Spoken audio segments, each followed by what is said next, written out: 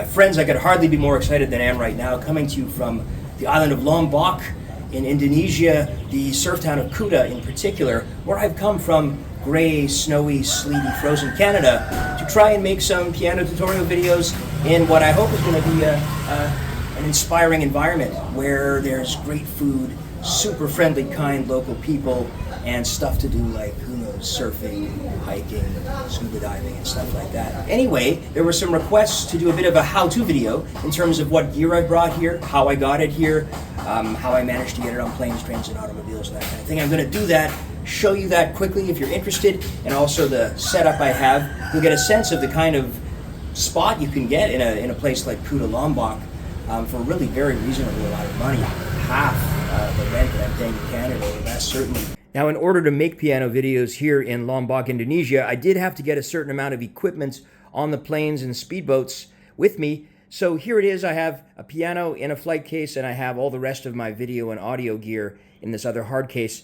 Now, for others considering any similar kind of voyage, I highly recommend this Pelican Air 1615 hard flight case. It's excellent. It's specifically designed not to exceed airlines' size restrictions. My challenge was to put all my gear here inside and not have it exceed 50 pounds. That meant miniaturizing some of my stuff, but I managed to do it. This was free checked baggage all the way here to Indonesia. It's time to see now whether anything broke. Let's see. We'll open her up. 5 clasps, locks, here we go. Squash racket, that's sort of irrelevant. I have a miniature tripod that's designed to be attached to a desk and to extend over top of my piano for making overhead shots of my hands playing. Various speaker wires and other sorts of cables. Got my primary live vocal microphone that I'll be using. I have a miniature microphone stand. This packs up very small. It's quite hard to find. They're quite rare. Most microphone stands are much bigger. I have my very awesome Benro photography tripod with really right stuff, ball head.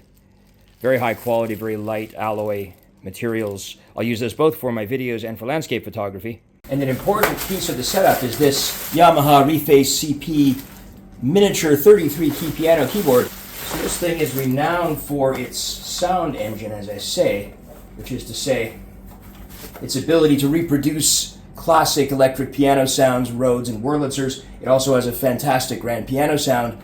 What it doesn't have is a lot of keys, and it also doesn't have a real piano touch. It's got a synthesizer touch. You can still use this to play live. It's a very, very cool instrument. But ideally, you'd have the piano touch, which I get through my Roland, which I'm going to drive into this and then use the sound engine from the Yamaha. In addition to my main Benro tripod that I showed you earlier, and my overhead tripod that I'll use for holding my phone, I've got this small Joby Gorilla tripod, so I'll be able to have multiple cameras rolling at the same time, typically a close-up cinematic look, and a main 35mm look, as well as an overhead. And to get those hopefully cinematic looking shots that I mentioned, I did bring a full Nikon camera set up with me here. It's of course a DX camera, which many of you will know is a lighter version of the full frame Nikons. Still, it does wonderful stuff, and I have an 18-140 DX lens on there. Gives me a 200mm effective focal length, really letting you get the blurry background and close-ups. Sustain pedal, Roland damper, D10. Here are the lights I'm using. I often have 2 lights. I'm going to try and get away with just having 1 light. Looks like there's plenty of natural light in this room. It should be fine.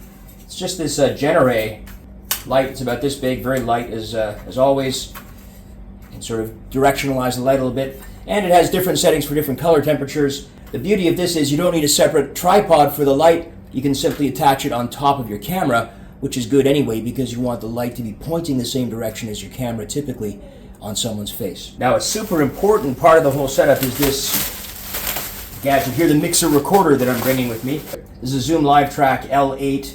As I mentioned, it's a multi-track recorder, so it's just like an 8-track recorder. You stick an SD card in there and you can do multi-track recordings. You can overdub and do it all self-contained. You can also use it as an interface to your laptop where you have a digital audio workstation.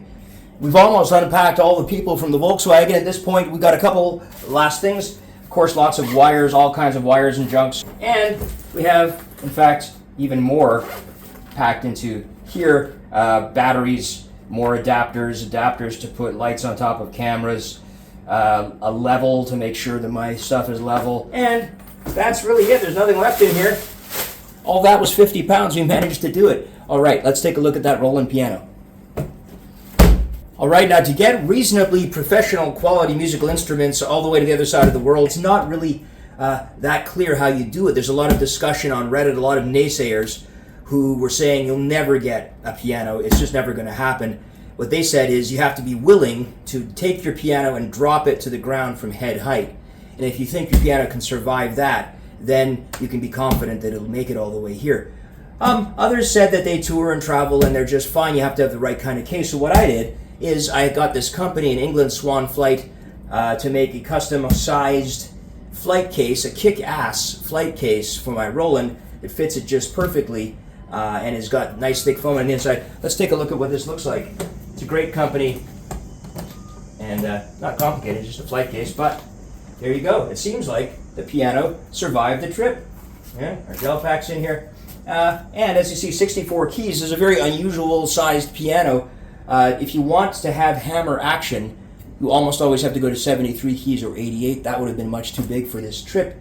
This is one of the very few pianos you can get a 64 key size that has a lovely, soft, realistic hammer action on it.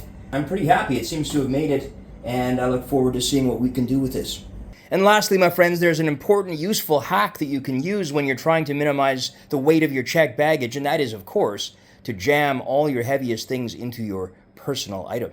This was kind of funny. I don't think the flight attendants have seen too many personal items that were quite as heavy as this. They could barely pick it up. Let's take a super quick look at the actually important things that I did have to jam into this bag. First, the brains of the whole operation, which is really this baby here, of course, the M2 MacBook Pro. I needed a pretty heavy and chunky machine to do all the video editing, audio mixing, graphic design, screen capture, and other sorts of things that you have to do to make these videos. For a bit of added distraction, I also brought a drum controller so I can actually play the drums when I want to create drum backing tracks. Inside the main compartment, I had jammed, well, the primary camera I'm going to be relying on for this whole deal, which is a Fuji X100V 4K video, 35mm fixed lens, travel camera, very light and compact, super cool. A bag full of hard drives because, well, my laptop might get smashed if I crash my motorcycle and I want to have a backup at all times.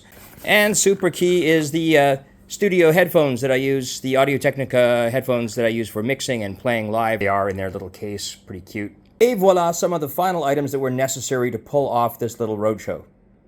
And so, piecing it all together, this is what my final setup is going to look like. You can see most of the things that I dragged out of my bags in those different videos.